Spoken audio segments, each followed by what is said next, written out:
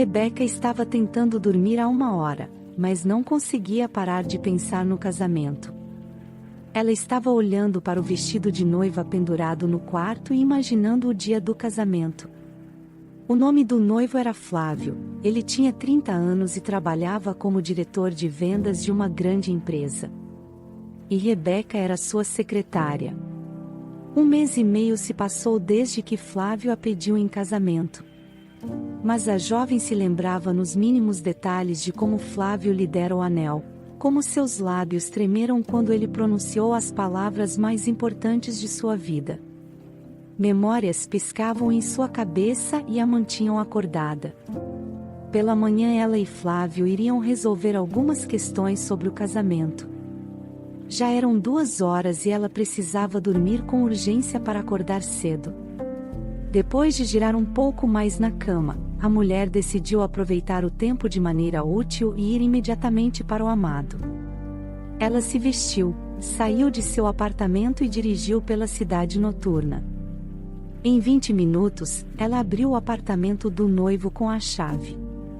A garota entrou lentamente e imediatamente pisou em uma garrafa vazia caída no chão. Rebeca olhou para o chão e ficou horrorizada ao descobrir que havia pelo menos 1 dúzia de garrafas. Ela caminhou em direção ao quarto, passando cuidadosamente pelo corredor e pela sala. Rebeca abriu a porta e o que encontrou atrás dela a deixou horrorizada.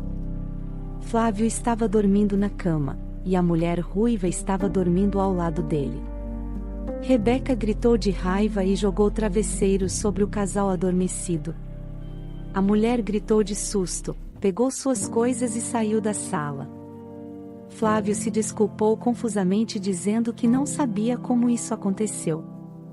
Ele se lembrava de beber com os amigos, ir para a cama sozinho e não entendia como ela acabou com ele.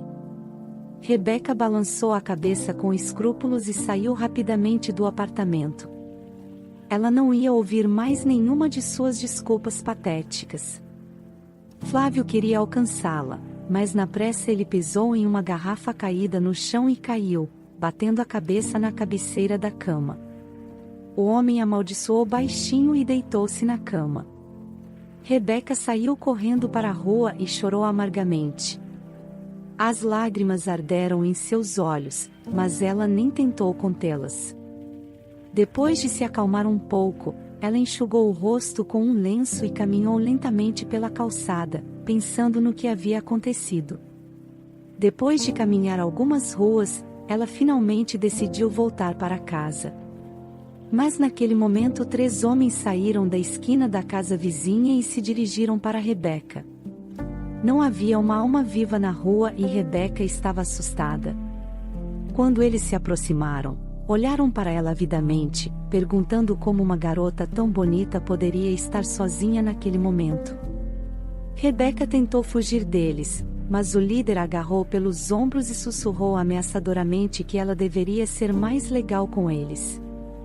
Rebeca olhou em volta, impotente. De repente, ela notou um jovem saindo de uma casa não muito longe daqui. Ele parou, acendeu um cigarro e exalou uma espessa baforada de fumaça. Rebeca gritou com todas as suas últimas forças. O cara se virou com um grito e finalmente notou a mulher e 3 homens. Ele deu um passo deliberadamente lento em direção a eles. O líder apertou ainda mais a mão de Rebeca e disse ao homem para cuidar da própria vida. O jovem olhou para os homens sem nenhum sinal de medo e disse-lhes para deixar a mulher ir se ela não gostasse de sua companhia. Foi quando a paciência do líder acabou. Ele tentou acertar o cara, mas ele se esquivou e enfiou a ponta fumegante do cigarro bem no rosto do bandido. Sem perder um minuto, ele correu para o segundo bandido e o derrubou com um soco. O terceiro atacante, vendo todos os seus cúmplices se contorcendo no chão, fugiu com medo. O homem acendeu um novo cigarro e caminhou até Rebeca, que estava parada a uma distância segura. A jovem tremia nervosamente, mas sussurrou palavras de gratidão ao seu salvador. O homem olhou para ela com simpatia e a aconselhou a nunca mais andar sozinha à noite. Rebeca de repente lembrou porque ela estava em uma situação tão perigosa e começou a chorar novamente. Mas o homem decidiu que ela estava histérica por perceber o que poderia ter acontecido se ele não tivesse aparecido a tempo. Ele a abraçou gentilmente e sussurrou que todas as coisas ruins haviam acabado. Quando Rebeca quase se acalmou, ele se ofereceu para chamar um táxi ou, se ela quisesse conversar, poderia ir até a casa dele. Ele tinha insônia de qualquer maneira. Rebeca olhou para ele e disse que nem sabia o nome dele. O homem riu e se apresentou como Emanuel. Rebeca realmente não queria ficar sozinha depois de tudo o que havia passado e concordou com o convite. O apartamento de Emanuel era pequeno e cheio de todo tipo de coisas. A princípio, Rebeca até pensou que Emanuel era um artista. Mas acabou que ele era um ator amador. No colégio, ele se interessou por artes marciais. E então acidentalmente se matriculou na aula de teatro e negligenciou os esportes, apaixonando-se por um novo hobby. Eles conversaram por algumas horas sobre tudo no mundo, e quase pela manhã Emanuel fez a cama dela no sofá, e ele se deitou em uma esteira de camping no chão. Assim que Rebeca fechou os olhos, a imagem da infidelidade de seu noivo apareceu diante dela. De repente, um desejo selvagem de vingança surgiu nela. Ela silenciosamente se levantou do sofá e se deitou ao lado de Emanuel. Ele se virou para ela surpreso e olhou em seus olhos, queimando de paixão. Rebeca sussurrou para ele não perguntar nada e o beijou com a ganância de um vampiro faminto. Emanuel não resistiu e respondeu com a mesma paixão. Rebeca acordou quase ao meio-dia. Ela se levantou e começou a se vestir rapidamente. Emanuel acordou também e olhou para a mulher apressada. Quando ela estava quase vestida, ele perguntou se ela queria vê-lo esta noite. Mas Rebeca de repente se sentiu tão envergonhada do que tinha feito. Então ela rapidamente disse que não seria capaz. Quase na porta, ela olhou para ele com olhos tristes, e disse que sentia muito pelo ocorrido. Ouvindo o barulho dos saltos que se afastavam, Emanuel percebeu que no fundo de seu coração ele estava chateado. Voltando para casa, Rebeca ficou um longo tempo sob os jatos do chuveiro, imersa em seus pensamentos. Rebeca tinha vergonha de Emanuel.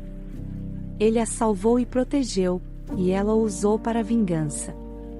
Por uma semana inteira, Rebeca não saiu de casa e não atendeu o telefone. Então alguém tocou a campainha do apartamento dela. Rebeca abriu a porta e viu Flávio segurando um enorme buquê de rosas.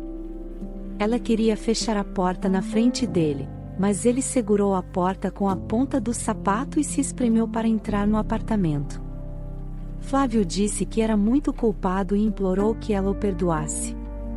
Rebeca olhou para o rosto esgotado dele e de repente sentiu pena dele. Com um olhar ligeiramente arrogante para o noivo, a mulher aceitou seu pedido de desculpas. Flávio veio até Rebeca e começou a girá-la em seus braços por todo o apartamento. Depois de um tempo eles se casaram e alguns dias depois, a mulher descobriu que estava grávida. De repente, um pensamento terrível passou por sua cabeça, e se o bebê fosse de Emanuel, mas ela rapidamente o afastou. No devido tempo, Flávio e Rebeca deram à luz uma filha chamada Clara.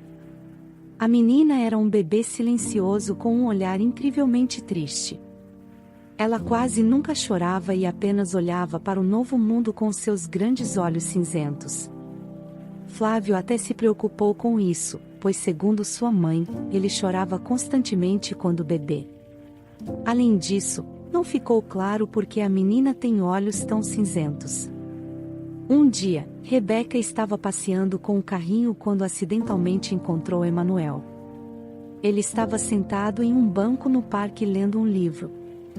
Ele também a notou e, por um tempo, eles apenas se entreolharam. Então Emanuel acenou, mas Rebeca imediatamente caminhou na direção oposta dele. Emanuel não se atreveu a alcançá-la e ficou parado. 4 anos maravilhosos se passaram e o idílio da família foi destruído pelo passado. Um dia, Flávio estava sentado com seus amigos em um bar, e os homens estavam acalmando um deles. Acontece que o homem fez um teste de DNA e descobriu que estava criando um filho que não era dele. O homem argumentou amargamente que todas as mulheres traem, e então eles têm que criar filhos que não são deles. Seus amigos tentaram acalmá-lo e argumentaram que ele não teve sorte. No final, o homem sugeriu que todos fizessem um teste, pois estavam tão seguros de suas esposas. Os homens já estavam um pouco bêbados e parecia uma ideia decente. De qualquer forma, no dia seguinte, Flávio secretamente cortou uma mecha do cabelo de sua filha quando ela estava dormindo. Quando Flávio recebeu os resultados do teste, ele ficou paralisado de choque. O resultado foi negativo, Clara não era filha dele. Ele enrolou a folha de resultados, enfiou-a no paletó e saiu do escritório. Saindo do prédio, dirigiu-se ao bar mais próximo. Depois de 2 horas, Flávio se levantou com dificuldade, pagou o barman e foi para casa.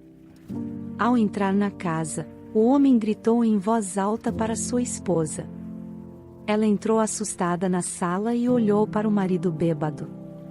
Flávio começou a xingá-la. Quando Rebeca perguntou o que isso significava, o homem deu um tapa no rosto dela com raiva. A mulher caiu no chão. Flávio jogou na cara dela uma folha de papel amassada com os resultados, e então com uma voz cheia de desprezo disse a ela para sair de sua casa.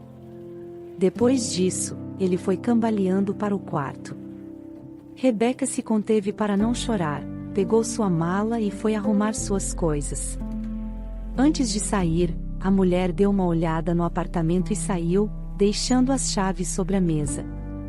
Enquanto ela pegava a filha no jardim de infância, pensamentos giravam em sua cabeça sobre o que ela faria agora. A princípio, a mulher quis ir até a casa da amiga para se recuperar lá. Mas de repente uma ideia completamente diferente surgiu em sua cabeça. Ela se virou e dirigiu de volta.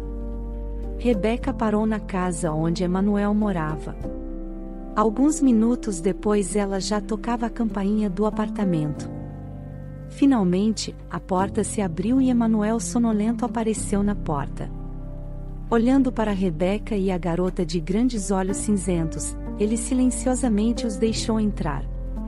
A mulher levou a filha para a sala e colocou desenhos animados em seu smartphone. Então ela sugeriu Emanuel para conversar na outra sala. Quando eles ficaram sozinhos, ela olhou nos olhos do homem e de repente disse que Clara era sua filha, e ela lamentou muito não ter contado a ele antes.